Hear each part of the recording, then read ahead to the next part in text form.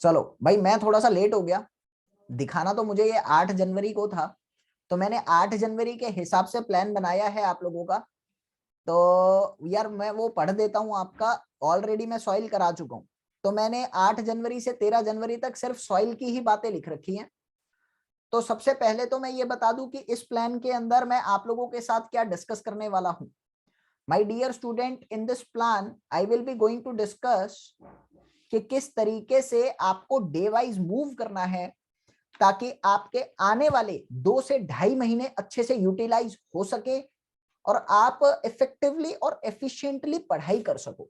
Ladies and gentleman, ध्यान दीजिएगा, बच्चों को बहुत प्रॉब्लम होती है कि एक स्टडी प्लान नहीं मिल पाता, एक रोड मैप नहीं मिल पाता, और कुछ ऐसे की फैक्टर्स होते हैं जिसमें से एक एग्जांपल दूं तो इंटर रिलेशन, रिविजन, कॉन्फिडेंस, ये सारी चीजें ना आनी बहुत जरूरी हैं। इनके बिना ढंग से हो नहीं पाता। और जम्मू कश्मीर के स्टूडेंट्स के अंदर मैंने एक चीज देखी, कॉन्फिडेंस तो बहुत है, बहुत ही ज्यादा है। मतलब सीरियसली पॉजिटिव हो आप लोग, अच्छा है तुम्हारा। तो 8 जनवरी को अपने को, अच्छा मैं ये बता दूं एक ओवरव्यू रोड मैप में क्या मिलने वाला है। इस रोड मैप में आप लोगों को मेरी तरफ से मिलेगा कि एक तो डे वाइज कौन कौन से टॉपिक आपको पढ़ने हैं। तो ये रोड मैप आपको पूरा टॉपिक बताता हुआ चलेगा। आने वाले 2.5 महीने में हम बहुत सारे टॉपिक रोज के हिसाब से, वो टॉपिक अगर एक्सक्लूसिवली प्रिपेयर कर रहे हैं तो आप ये पूरा सिविल इंजीनियरिंग सिलेबस एक कॉम्पैक्टेड मैनर में प्रिपेयर कर लोगे। लेकिन इस रोड मैप के साथ आपको एक स्पेशल गाइडेंस की जरूरत पड़ने वाली है। तो फ्यूचर में भी पड़ेगी, वो तो मैं हूं आप लोगों के लिए, लेकिन यहां पर कुछ सीखना है आपको मुझसे। तो ये for the very first time I think so in India में आपके साथ कुछ ऐसा शेयर कर रहा हूं। मैंने और किसी को नहीं देखा और मैंने इसको बनाने में काफी मेहनत करी है। तो कृपया करके आप समझते हुए चलना, और जो मैं बोलना चाह रहा हूं उसको समझना, चिपक मत जाना इसके, ठीक है। तो सॉइल मैकेनिक्स का हमारा कुछ प्लान था जो 8 जनवरी से 13 जनवरी तक कवर होना चाहिए था।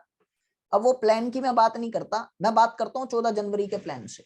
हमारी सॉइल मैकेनिक्स कंप्लीट हो चुकी है पूरी, वो तो पढ़ लोगे और मेरी ख्याल में पढ़ भी ली होगी, ठीक है।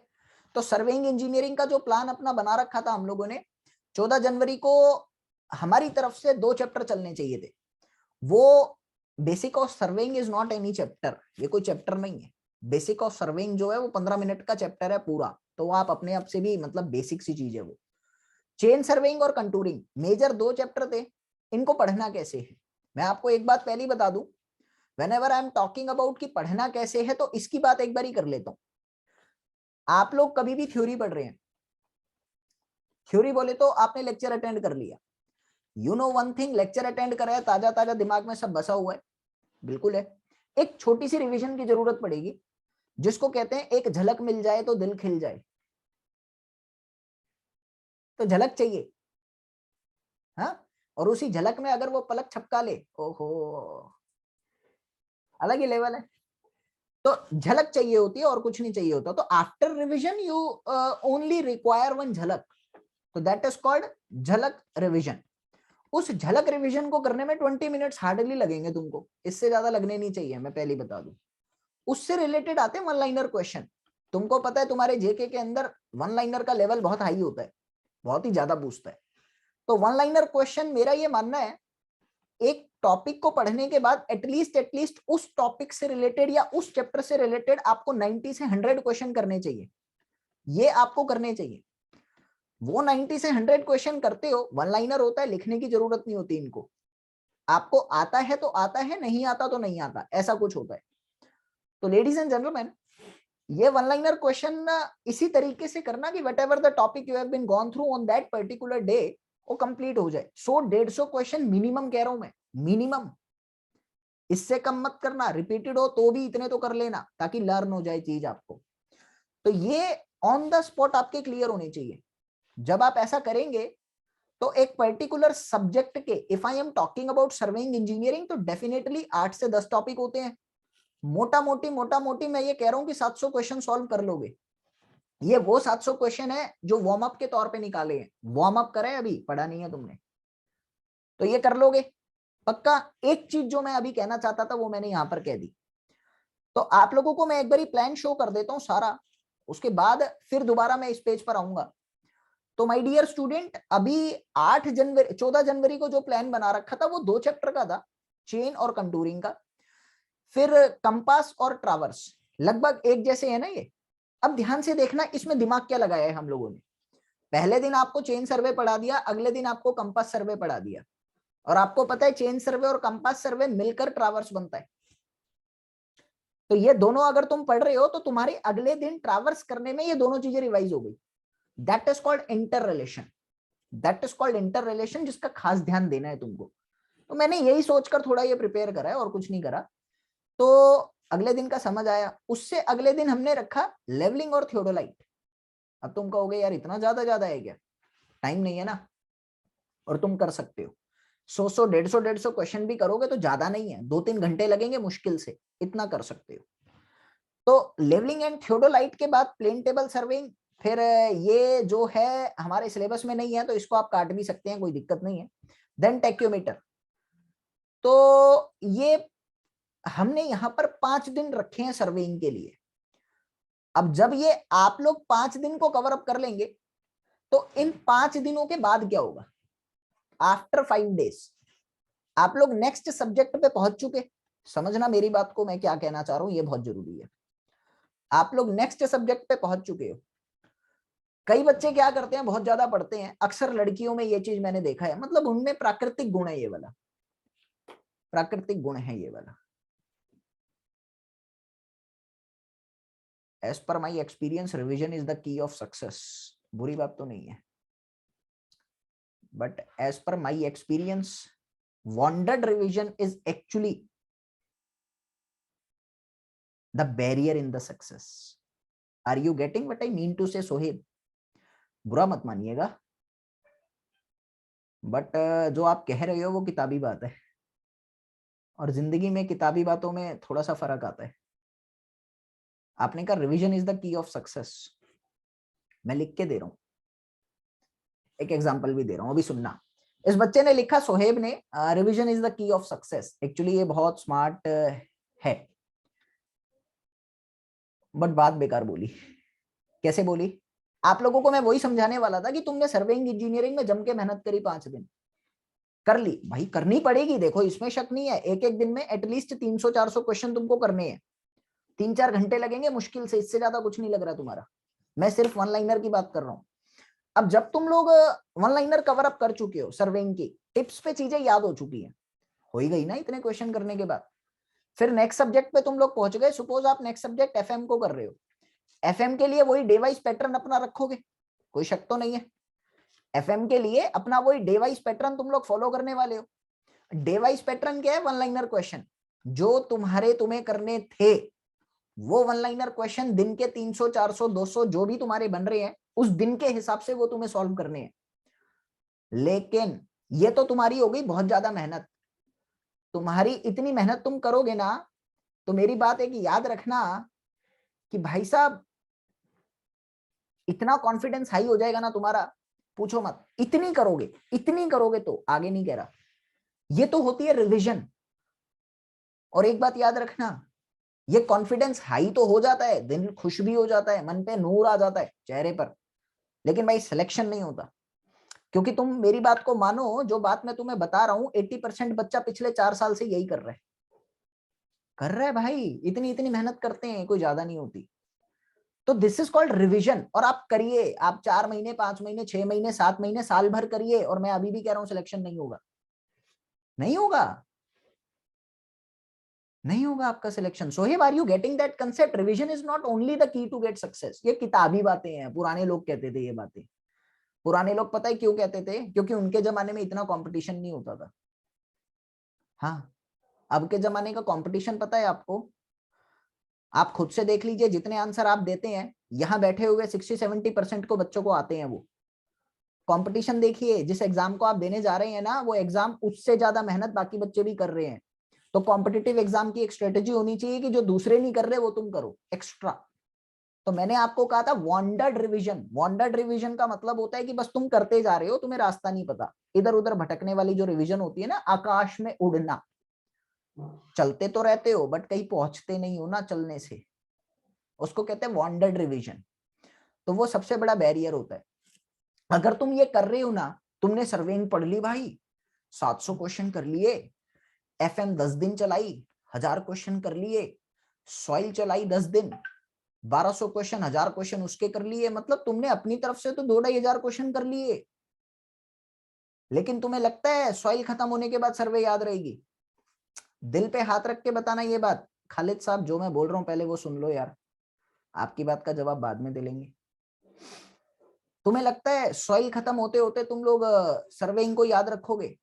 इसको कहते हैं रिवीजन। तो अपने को वो नहीं करना, नहीं यार, वो मत करना भूल के भी। इसलिए मैं हमेशा कहता हूं कि जो तुम आंसर देते हो, ये कभी मत सोच लेना कि तुम उन आंसर को देके सेलेक्ट हो जाओगे, कभी मत सोच लेना। ये तो मैं तुम्हारा कॉन्फिडेंस हाई करने के लिए कहता हूं, वरना तुम्हारे जैसे बच्चे मैंने बहुत देखे हैं और देखता हूं। मैं तुम्हारी बुराई नहीं कर रहा, मैं ये डिमोरलाइज नहीं कर रहा तुमको, लेकिन तुमको थोड़ा सा इनडायरेक्टली मोटिवेट कर रहा हूं कि तुम्हें स्ट्रेटेजिक चलने की जरूरत है। अब वो स्ट्रेटेजिक रिवीजन क्या है? जब तुम लोग फ्लूइड मैकेनिक्स का वन लाइनर फॉर्मेट कर रहे हो, पहले के टाइम पे तुम बच्चे थे, सर्वेइंग के टाइम पे तुम बड़े होने शुरू हो गए थे और 200-300 क्वेश्चन रोज के करते करते आदत पड़ गई। सारी जिंदगी उसी आदत पे रहना चाहते हो क्या?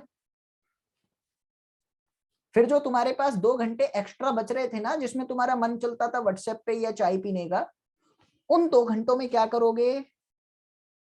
सर्वेइंग सॉल्व करना शुरू कर देना। उन 2 घंटों में जो तुमने सर्वेइंग पढ़ी है ना, उस सर्वेइंग को शुरू कर देना। और यहां पर वन लाइनर मत करना, यहां तुम्हें करना है हाई लेवल। अब वो हायर लेवल तो तुमको पता है ना, लेवल 1 कह लो इसको, वन लाइनर इज लेवल 0। फिर लेवल 1 के क्वेश्चन सॉल्व करना। अभी तुमने एक ही सब्जेक्ट पढ़ी है, दूसरी सब्जेक्ट पे आए हो, उसके लेवल 1 पे पहुंच गए।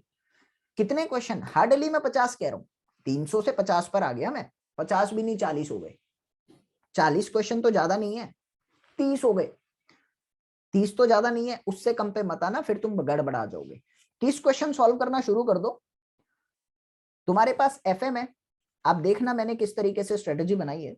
एफएम है तुम्हारे पास, एफएम के क्वेश्चन करने के बाद 30 क्वेश्चन सर्वे के ले लो। इससे बेनिफिट क्या है?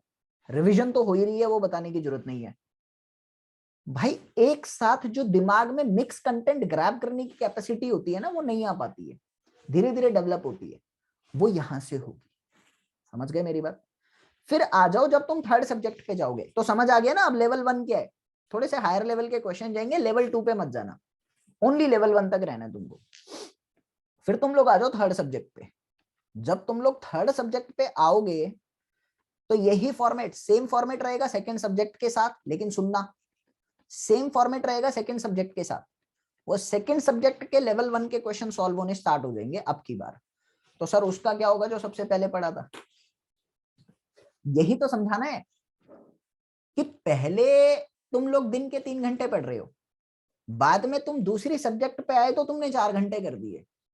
जब तुम तीसरी सब्जेक्ट पे आ रहे हो और अगर तुम अभी भी 4 घंटे पे हो, तो उस दिन सोच लेना कि सांस लेना बंद कर देते हैं, क्योंकि जी के कोई फायदा तो है नहीं, हम आगे तो बढ़ नहीं पा रहे। आगे बढ़ना है ना। अब तीसरी बार में 4 घंटे पे रहोगे क्या? नहीं, 5 घंटे नहीं करने, 4.5 घंटे करने हैं उसको। क्यों 5 क्यों नहीं करने, वो अभी पता लग जाएगा। 4.5 घंटे करने हैं, उसका मतलब क्या है कि भाई आप लोगों ने सर्वेइंग के, जो सर्वेइंग के आप 30 क्वेश्चन करते थे, उन सर्वेइंग के 10 क्वेश्चन पे आ जाओ। उसके बाद फ्लूइड मैकेनिक्स के करने लग जाओ 30 क्वेश्चन, और फिर आपकी जो वन लाइनर वाली सब्जेक्ट उस टाइम पे चल रही है वो करने लग जाओ। क्लियर है मेरी बात? और अब आएगा गेम में ट्विस्ट। ये आसान नहीं है, ये बेटे शरीर के सारे सेल्स का पसीना निकालेगा नहीं, अंदर ही सुखा देगा। आसान नहीं है ये। लेकिन मैंने पहले बोला 850 वैकेंसी है, तुम्हारा चांस पक्का है। थोड़ी सी स्ट्रेटेजिक चलने की जरूरत है। हर बच्चा जेके का बहुत कॉन्फिडेंस में बैठा हुआ है। मैं आपको सच कह रहा हूं, तुम भी हो वैसे ही, तुम्हें आता जाता ना भी हो तो तुम बहुत हाई लेवल के साथ कॉन्फिडेंस की बातें बोल देते हो। लेकिन उससे कुछ नहीं होना जाने वाला ना, इसीलिए मैं बहुत मेहनत का प्लान लेकर आया हूं अभी। अब आ जाओ फोर्थ सब्जेक्ट पे। यहाँ पे गेम में ट्विस्ट आता है, यहाँ गेम में ट्विस्ट है। गेम में ट्विस्ट क्या है? जो सबसे पहले वाली सब्जेक्ट थी ना, ज्यादा रिश्तेदारी मत निभाना किसी के साथ, जीवन का उसूल बता रहा हूं तुमको, ज्यादा किसी के चेप मत होना, नहीं तो फायदा उठा लेती है दुनिया। तो ये सब्जेक्ट भी ऐसा ही है कुछ, और ये सच है, देखना मेरी बात को। एक एक बात मैं आपको सच कहता हूँ, इस दुनिया में जो आपके पास हमेशा रहता है ना, उसकी केयर करना तुम बंद कर देते हो। क्या ये बात मैंने सच बोली? Whatever the thing which belongs to you is with you always, आप उसकी केयर करना बंद कर देते हो। ये होता है। अब तुम ही बता दो कि तुम लोगों को कश्मीर में जन्नत नजर नहीं आती, मेरे से पूछ के देखो। खैर एग्जांपल देता हूं मुद्दे की बात का, कि सांस लेते हैं ना, यू नो वन थिंग, कि हमारी सांसें कितनी प्रीशियस है हमारे लिए, है। लेकिन तुम में से एक बंदा भी ऐसा नहीं है जो अपनी सांस पे कभी ध्यान देता हो, नहीं हो। मैं ये बात कह सकता हूं गारंटी के साथ, नहीं देते। तो जो आपके पास हमेशा रहता है ना, उसको आप कभी ध्यान नहीं देते। सर्वेइंग का भी कुछ ऐसा ही हो जाएगा। पिछले 3 सब्जेक्ट से आप सर्वेइंग के साथ रिश्ता बना के रख रहे हो, चौथी सब्जेक्ट में भूल के भी रिश्ता मत बनाना। थोड़ा सा बीच में ना वो गैप आना चाहिए रिलेशनशिप के। तो गैप जब आता है ना, तो इंपॉर्टेंस समझ में आती रहती है, एक टेस्ट होता है, हाँ, कि बेटे है भी कि नहीं है उस लायक जिस लायक मैं बनाना चाह रहा हूं। चौथी सब्जेक्ट में सर्वेइंग को छोड़ देना, बिल्कुल छोड़ देना, हाथ भी मत लगाना। तुम देखना उस टाइम पे कैसे सर्वेइंग दिमाग के अंदर घूमेगी, होगा। ये स्ट्रेटजी मैंने फॉलो करी थी अपने टाइम पे, बहुत मुश्किल है, ये आसान नहीं है। और दिमाग में घूमेगी वो चीज तुम्हारे, और उस टाइम पे समझ आएगा तुम्हें कि तुमने क्या पढ़ा है। सही बात तो ये है। चौथी सब्जेक्ट के दौरान सर्वेइंग को छोड़ देना, बाकी सेम फॉर्मेट चलेगा तुम्हारा। एफएम के तुम्हारे 10 क्वेश्चन हो जाएंगे उस टाइम पे, उसके बाद नई वाली सब्जेक्ट के तुम्हारा लेवल 1 स्टार्ट हो जाएगा, फिर यहाँ वन लाइनर हो जाएगा। 5वीं सब्जेक्ट में फिर सर्वेइंग को पकड़ना, 5th सब्जेक्ट में फिर सर्वेइंग को पकड़ना, और अब की बार सर्वेइंग को ना वन लाइनर से पकड़ना, लेवल 1 से मत पकड़ना। अब की बार सर्वेइंग को 5th सब्जेक्ट में सर्वेइंग को ही वन लाइनर से पकड़ना, थोड़े क्वेश्चन, और फिर लेवल 1 करना। अब सर्वेइंग के मिक्स क्वेश्चन चलेंगे, फिर धीरे धीरे करके इसी सारे पैटर्न को लास्ट तक फॉलो करते हुए चलना, ताकि एक भी सब्जेक्ट आपकी छूट ना जाए। This is actually the best strategy which is required for qualifying the JK SSB exam.